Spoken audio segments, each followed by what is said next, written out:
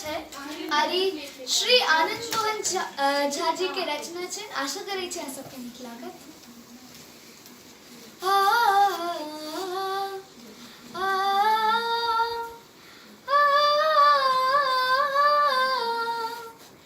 हंस कह दै छी जखन हमरा अहाँ जान प्रिय अपना पर होइए तखन हमरा बड़ गुमान प्रिय।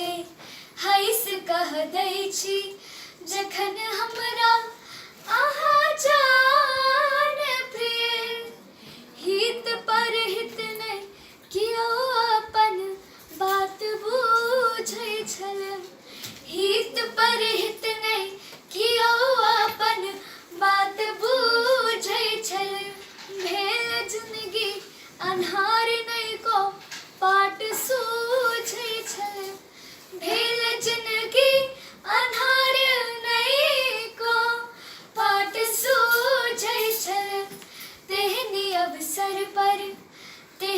अवसर पर अहाँ अयलहुँ बन जान प्रिय अपना पर होइए तखन हमरा बड़ गुमान प्रिय।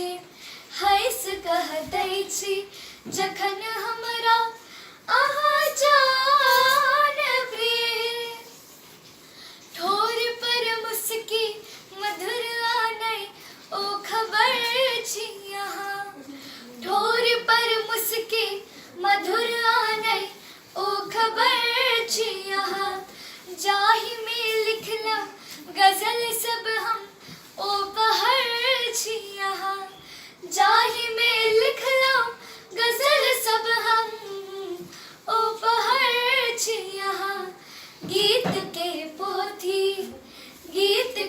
पोथी अही हमर अही दीवान प्रिय अपना पर होइए तखन हमरा बड़ गुमान प्रिय।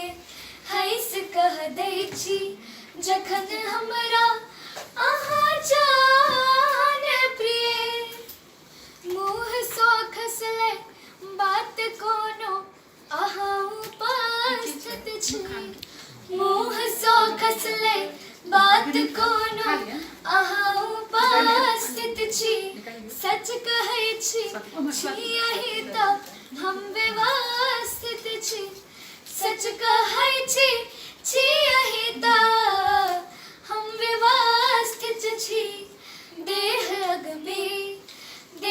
अगबे हमर अही छी सच में प्राण प्रिय अपना पर होइए तखन हमरा बड़ गुमान प्रिय।